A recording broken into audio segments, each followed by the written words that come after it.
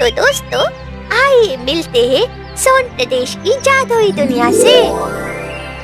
आज सोन प्रदेश में एक खुशनुमा दिन था और सोन प्रदेश का स्वर्ग तो इतना शानदार चमक रहा था कि बस देखते ही रह जाओ।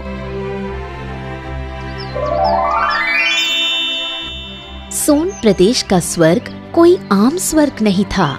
यहाँ पर है बहुत सारी जादुई शक्तियों वाली दुनियाएं। सोन प्रदेश का जू, सोन म्यूजियम और मरे हुए जादुई पक्षियों की असली दुनिया। आज अचानक जोर की बिजली कड़कती है और हर जगह से रोशनी चली जाती है। जो चमक सोन प्रदेश के स्वर्ग की थी, वहाँ के जीवों का जो तेज था और सोना चमक रहा था, सब कुछ खाक जैसा हो जाता है। सारी चमक दमक सब धूल में मिल जाती है। सारे पक्षी, फल और सब्जियां डरने लगती हैं और तब सब आसमान की तरफ देखते हैं। तब एक आकाशवाणी होती है। आज से ठीक 1 साल पहले सोन प्रदेश में आए एक भयंकर तूफान से मौत की देवी ने सबको बचाया था और उसके बदले एक वचन मांगा गया था तुम सब जीवों से कि जब 6 महीने बीत जाएंगे तो आप अपने सोन प्रदेश के स्वर्ग में एक अलग स्थान देकर देवी का मंदिर बनाएंगे और उसकी पूजा करेंगे। और अगर उसमें चूक हुई तो काली अमावस्या के दिन स्वर्ग की शक्ति चली जाएगी और सब चमक दमक पानी में मिल जाएगी। हमें माफ कर दीजिए। कृपया करके हमारे साथ ऐसा ना करें। हम सबका जीवन संकट में आ जाएगा। अगर स्वर्ग से हमारी शक्तियाँ चली गईं, तो हम आम जीव बनकर धरती पर गिर जाएंगे। इस समस्या का कोई समाधान नहीं है। तुमको ऐसे लोग ढूंढने होंगे जिनको कोई लालच नहीं और इस स्वर्ग से कोई लेना देना नहीं। सिर्फ वही तुम्हारी मदद कर सकते हैं। अब जब तुमको इस काली अमावस्या का श्राप लग चुका है, तो तुम लोग अब मंदिर नहीं बना सकते। हमको माफ कर दीजिए। हमें इस श्राप से बचाइए। हमें इस श्राप से बचाइए। आज सोन प्रदेश में चमकती तितलियां खेतों में उड़ रही थीं। हल्की हल्की स्नो गिर रही थी। तरह तरह के फलों के पेड़ पौधे खिल उठे थे और हर पेड़ के पास एक घर था, बहुत ही प्यारा, जिसमें एक चिड़िया का परिवार रहता है। उसके आंगन में जादुई अनाज और सब्जियां उगते हैं। मीनू और दादी वहाँ बीच में खड़े होकर देख रहे हैं। दादी और मीनू सोन प्रदेश में आकर बहुत ही खुश हैं और एकदम से मीनू तो मानो ये सब देखकर पागल सी हो गई। अरे दादी, जरा देखो तो सही, कितनी प्यारी है ये दुनिया। ऐसा लगता है मानो मैं परियों के प्रदेश में आ गई हूँ। कितनी रंगीन चिड़ियों की परिवार है। सारे परिवार का अपना एक अलग रंग है। उन्हें अलग अलग कलर के पक्षी दिखते हैं जो अपने अपने परिवार के साथ अपने घर के आंगन में बैठे हैं। हाँ मीनू, मुझे भी अपनी आंखों पर भरोसा नहीं हो रहा। तारा, ये घर के सामने वाला बगीचा तो देखो। चलो वहाँ चलते हैं। कल जिन पेड़ों को अच्छे से काटा था, वो फिर बढ़ गए हैं। दोनों बगीचे की तरफ जाते हैं। वहाँ जाकर उनको काफी मजा आ जाता है। अब दादी छोटे पौधों को शेप में काट रही है। मीनू एक फल के पेड़ से बात कर रही है। अरे, तुम कौन से पेड़ हो? तुम्हारे फल कैसे होते हैं? अरे देखो, मैं स्वादिष्ट नारंगी का पेड़ हूँ। मेरे मीठे नारंगी पूरे सोन प्रदेश में काफी फेमस हैं। पीछे से तारा की आवाज आती है। अरे दादी, आपको ये पसंद आया? अरे तारा, कहाँ थी तुम? सुबह से ढूंढ रही हूँ। तारा, कहाँ थी तुम? मुझे अकेले बोरियत हो रही थी। अरे, ये पूरा प्रदेश जादू से बना है। अब इसमें तुम्हें बोरियत क्यों हो रही है? अकेले किसके साथ खेलूं? ना तुम्हारे बच्चे यहाँ है और ना तुम। अरे वो शाम तक आ जाएंगे, पढ़ाई करने गए हैं। तब तक तुम यहाँ क्यों सबसे खेलती नहीं? इन पेड़ पौधों से बातें करो। देखो ये कितने अच्छे हैं, तुम इन्हें खा भी सकती हो। क्या मैं खा सकती हूँ? हाँ हाँ, बातें करो, खेलो कूदो, खाओ। मैं अभी आई, शाम को तुम्हें जादू सिखाने वाली हूँ, तैयार रहना। इतना कहकर तारा उड़कर कहीं चली गई। दादी हंसती हुई अपने काम में व्यस्त हो गई और मीनू पेड़ से बातें करने लगी। आसपास जुगनू आने लगे, तितलियां उड़ रही थीं और कलरफुल रोशनियां निकल रही थीं जो बादलों तक जा रही थीं। अरे सुनो नारंगी, क्या मैं तुम्हारे फल खा सकती हूँ? तभी पेड़ से एक फल बोलता है। अरे मीनू, मैं ही स्वादिष्ट नारंगी हूँ, क्या तुम मुझे खाना चाहोगी? लेकिन मुझे इतने प्यारे और बोलते फल को खाने का बिल्कुल भी मन नहीं कर रहा। मैं तुम्हें खाऊंगी तो तुम मर नहीं जाओगे? नहीं तो मैं तो यहाँ के सोन प्रदेश के जादुई स्वर्ग में पहुँच जाऊंगा और वहाँ जाकर मेरा नया पेड़ ही बन जाएगा। फिर मीनू उसे तोड़कर खा तो लेती है, लेकिन तभी वो फल नॉर्मल हो जाता है और सिर्फ उसका बीज रहता है, जिसे मीनू वहीं फेंक देती है। पर अचानक मीनू को बेचैनी होने लगी और उसका दिल दुखने लगा कि उसने एक बोलते फल को मार दिया। अरे नहीं दादी, ये मैंने क्या कर दिया? बेचारा नारंगी कितना अच्छा था, मैंने उसको खा लिया। तभी उसकी रोने की आवाज सुनकर दादी ने पेड़ को काटना बंद किया और हंसते हुए बोली, अरे पगली, क्या हुआ? सिर्फ फल ही तो था। वो सिर्फ फल नहीं था दादी, मुझे ठीक नहीं लग रहा, बेचैनी हो रही है। वो मुझसे बात कर रहा था। अब रोना बंद करो, दूसरा फल तुमसे बात करेगा। तभी आसमान की ओर से उसी नारंगी के पेड़ की आवाज आती है। नहीं! अरे ये क्या था? इस शांत सोन प्रदेश में ये इसकी आवाज थी। अरे दादी, वो तो उस पेड़ के फल की आवाज है। उसको क्या हुआ? तभी वहाँ तारा आती है। अरे क्या हुआ मीनू? वो उस फल को मैंने खाया। उसने कहा था कि स्वर्ग चला जाएगा, लेकिन ये उसके चिल्लाने की आवाज क्यों आ रही है? ओहो, लगता है वहाँ ऊपर स्वर्ग में कुछ दिक्कत है। क्या कहा? मैंने उसको खाया और अब बेचारे को तकलीफ है। नहीं नहीं मीनू, तुम ऐसा मत सोचो, देखो कुछ और प्रॉब्लम होगी। नहीं, ऐसा नहीं है। उसने कहा था उसका पेड़ वहाँ लगेगा, इसीलिए तो मैंने उसको खाया। हाँ, तो अब तुम क्यों दुखी हो? फिर वो तारा को सब बताती है और तारा देखती है कि मीनू काफी उदास है, तो वो उसको बोलती है, चलो चलो, मैं तुम्हें स्वीट नारंगी से मिलवाने ले चलती हूँ। कहाँ? वहीं सोन प्रदेश के जादुई स्वर्ग में। वहाँ पर पहुँचा फल अपने आप एक बड़े पेड़ में तब्दील होकर नए फल देता है।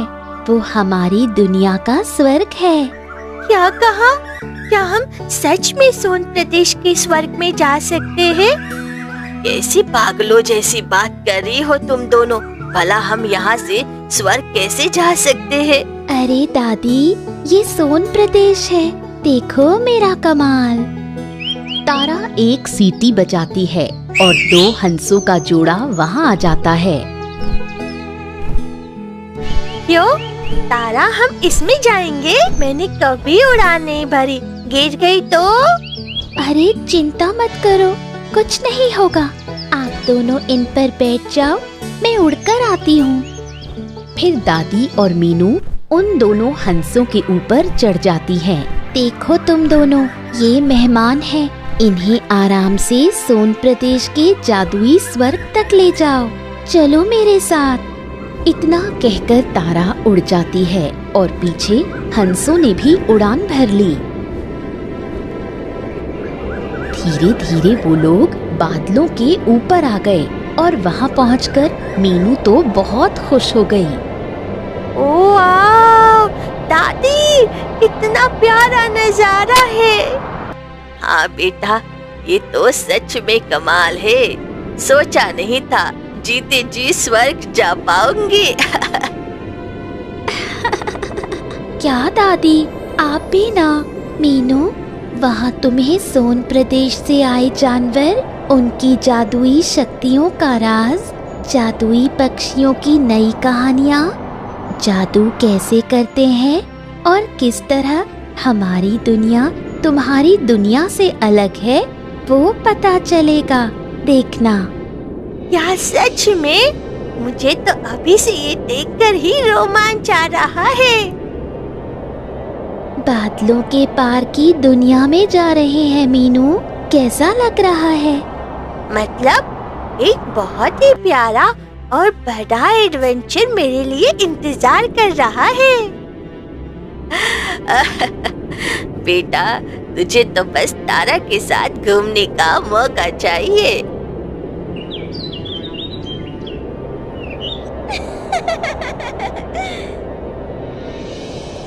फिर वो उड़ते उड़ते बादलों के ऊपर स्वर्ग के गेट के पास पहुंच गए।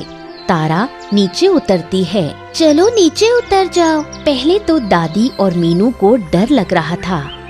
अरे ना बाबा, मुझे तो काफी डर लग रहा है। अरे ये सिर्फ एक बादल नहीं, ठोस जमीन है। दोनों धीरे से नीचे उतरते हैं डरते हुए, और उतरते ही मीनू एकदम से खुशी से झूमने लगती है। अरे वाह दादी, मैं तो एकदम से बादलों पर चल रही हूँ। चलो अब अंदर चले। सुनो, तुम दोनों यहीं इंतजार करना। हे सोन प्रदेश के जादुई स्वर्ग, हमें अंदर आने दो। हम धरती से मेहमानों के साथ स्वीट नारंगी को देखने आए हैं।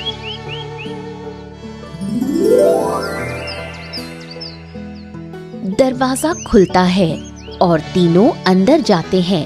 मीनू तो अंदर का नजारा देखकर एकदम ही दंग रह जाती है। वहाँ पर पूरी एक अलग दुनिया देखी। जमीन कहीं पर है ही नहीं, सब बादलों में उगता है। सब बादलों के ऊपर बैठते हैं, चलते हैं। ये सब देखकर दादी और मीनू तो हैरान रह गए। तारा, सच में ये तो स्वर्ग है। अरे तारा, बाकी सब बाद में, मुझे जल्दी से बता, वो फल कहाँ होगा? मीनू, वहाँ तक जाने से पहले रास्ते में तुम्हें काफी कुछ देखने को मिलेगा। ये कोई आम स्वर्ग नहीं है। यहाँ पर है बहुत सारी जादुई शक्तियों वाली दुनियाएं। सोन प्रदेश का जू, सोन म्यूजियम और मरे हुए जादुई पक्षियों की असली दुनिया। तारा उसको बोल ही रही थी कि तभी अचानक से जोर की बिजली कड़कती है। सब चमक चली जाती है और काले बादल दिखने लगते हैं। अरे ये क्या हुआ? आह! क्या ये सब यहाँ होता रहता है? मुझे भी नहीं पता, बिल्कुल भी नहीं। वैसे मैं तो 1 साल बाद आई हूँ, लेकिन कभी ऐसा नहीं होता। चीजें फिर से ठीक हो जाती हैं और सबको चैन आता है।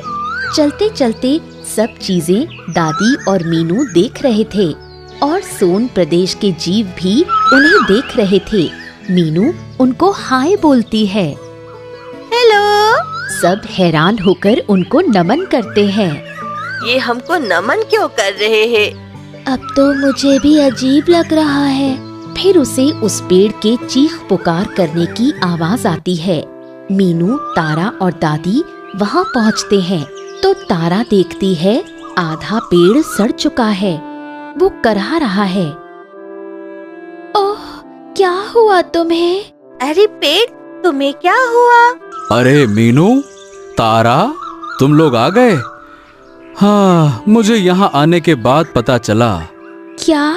इस स्वर्ग की ऐसी हालत क्यों है? अरे, जब से मैं यहाँ आया तो हर जगह से रोशनी चली गई थी। जो चमक सोन प्रदेश के स्वर्ग की थी, यहाँ के जीवों का जो तेज था और सोना चमक रहा था, सब कुछ खाक जैसा हो गया। सारी चमक धमक सब धूल में मिल जाती है। सारे पक्षी, फल और सब्जियां डरने लगते हैं और आसमान से एक आकाशवाणी होती है। कैसी आकाशवाणी? फिर पेड़ सब बताता है।